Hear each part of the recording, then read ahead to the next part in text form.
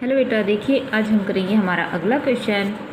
केंद्रीय बैंक तथा व्यापारिक बैंकों में मुख्य अंतर स्पष्ट कीजिए, या फिर आ जाए व्यापारिक बैंक से क्या अभिप्राय है, केंद्रीय बैंक तथा व्यापारिक बैंक में अंतर लिखें, या फिर आ जाए केंद्रीय बैंक की परिभाषा दीजिए, केंद्रीय बैंक तथा व्यापारिक बैंकों में कोई 3 अंतर बताइए। तो अगर कोई भी आ जाए तो इनमें से आंसर क्या होगा, ये पहला डेफिनेशन। केंद्रीय बैंक वह बैंक होता है जो देश की मौद्रिक व बैंकिंग प्रणाली के शिखर पर होता है, जबकि व्यापारिक बैंक वे संस्थाएं हैं जो व्यापार को अल्पकाल के ऋण देती है तथा इस प्रक्रिया में मुद्रा का निर्माण करती हैं। फॉर एग्जाम्पल, भारत में केंद्रीय बैंक रिजर्व बैंक है, जबकि व्यापारिक बैंकों के उदाहरण UCO bank, Punjab national bank तथा सेंट्रल बैंक आदि हैं। दूसरा है, ये तो उदाहरण था। तीसरा है नोट जारी करना। क्या केंद्रीय बैंक को नोट जारी करने का पूर्ण एकाधिकार होता है? सिर्फ केंद्रीय बैंक ही नोट जारी कर सकता है, जबकि व्यापारिक बैंक नोट जारी नहीं कर सकते। चौथा है प्रत्यक्ष लेन देन। केंद्रीय बैंक का लोगों से प्रत्यक्ष लेन देन नहीं होता, जबकि व्यापारिक बैंकों का लोगों से प्रत्यक्ष लेन देन होता है। पांचवा स्वामित्व। केंद्रीय बैंक सरकारी होता है, जबकि व्यापारिक बैंकों का स्वामित्व सरकारी तथा गैर सरकारी दोनों ही हो सकता है। छठा उद्देश्य। केंद्रीय बैंक का उद्देश्य लाभ कमाना नहीं बल्कि लोगों का कल्याण करना होता है, जबकि व्यापारिक बैंकों का उद्देश्य लाभ कमाना होता है। 7 प्रतियोगिता। केंद्रीय बैंक किसी से प्रतियोगिता नहीं करता है, जबकि व्यापारिक बैंकों की आपस में प्रतियोगिता बनी रहती है। 8 शाख नियंत्रण। केंद्रीय बैंक शाख नियंत्रण का कार्य करता है, जबकि व्यापारिक बैंक ये कार्य केंद्रीय बैंक के प्रतिनिधि के रूप में कर सकते हैं। फिर है प्रतिनिधित्व। केंद्रीय बैंक अंतर्राष्ट्रीय मुद्रा सम्मेलनों में अपने देश का प्रतिनिधित्व करता है, जबकि व्यापारिक बैंक ऐसा नहीं कर सकते। तो ये डिफरेंस थे व्यापारिक बैंक और केंद्रीय बैंक में। अगला क्वेश्चन है, केंद्रीय बैंक शाख पर नियंत्रण कैसे करता है, या केंद्रीय बैंक की मौद्रिक नीति के उपकरण क्या हैं, या शाख नियंत्रण क्या होता है, इसे कैसे निर्धारित किया जाता है, या शाख नियंत्रण की मात्रात्मक तथा गुणात्मक विधियों की संक्षेप में व्याख्या कीजिए। 4 क्वेश्चन का एक आंसर, 4 करें 6 का, 2 इधर भी हैं भाई। तो शाख नियंत्रण की मात्रात्मक विधियों की व्याख्या कीजिए, या शाख नियंत्रण की चयनात्मक विधियों की व्याख्या कीजिए। 6 क्वेश्चन का आंसर ए। क्या कि शाख नियंत्रण से अभिप्राय देश के केंद्रीय बैंक द्वारा निश्चित उद्देश्यों की प्राप्ति के लिए शाख के संकुचन तथा शाख के विस्तार से है। शाख नियंत्रण की विधियां कौन कौन सी हैं? पहली है आपकी मात्रात्मक शाख नियंत्रण और दूसरा है गुणात्मक शाख नियंत्रण। तो पहला है मात्रात्मक शाख नियंत्रण। वे विधियां जिनके द्वारा केंद्रीय बैंक किसी देश में शाख की मात्रा तथा मुद्रा की लागत, शाख की मात्रा तथा मुद्रा की लागत को नियंत्रित करता है, उसे क्या कहते हैं? मात्रात्मक शाख विधियां कहते हैं। कौन सी हैं?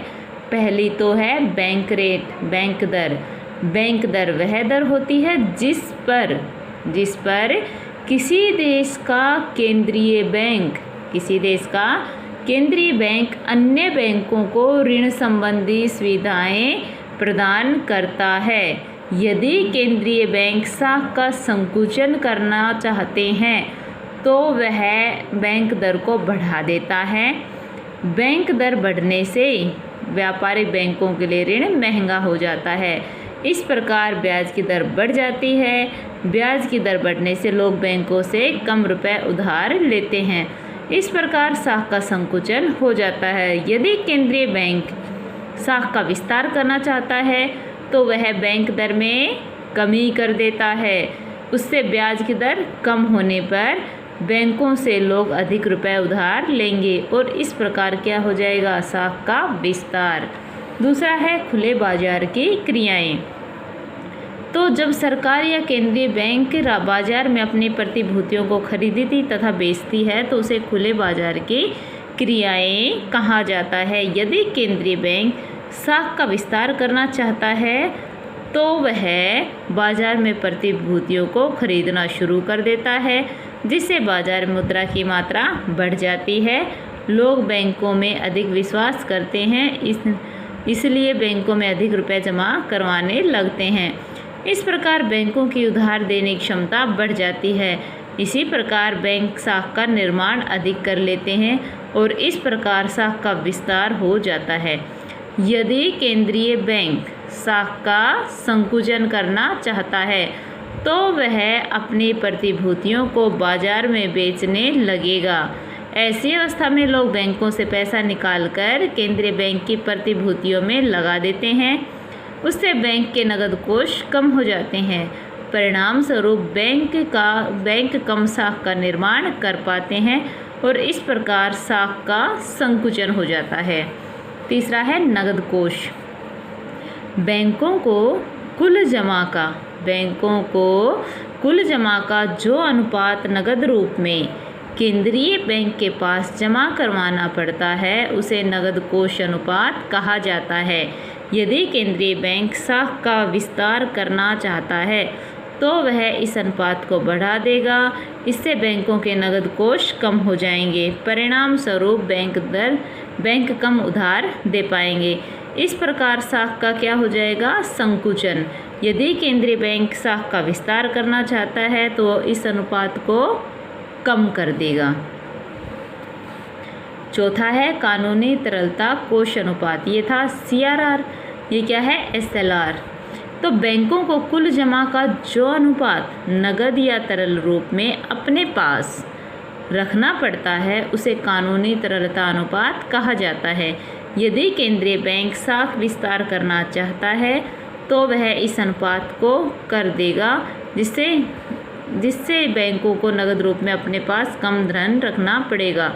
इस प्रकार बैंक अधिक उधार दे सकेंगे। इसी प्रकार साख का विस्तार हो जाएगा और संकुचन की अवस्था में केंद्रीय बैंक इस अनुपात को बढ़ा देगा। तो ये थे क्या? मात्रात्मक उपाय। ठीक है बेटा, तो इनको कर लीजिए और इसके कार्य जो इसमें अंतर है वो कर लेना। ये 2 क्वेश्चन लर्न और राइट कर लेना। कल हम इसके गुणात्मक उपाय करेंगे। Thank you.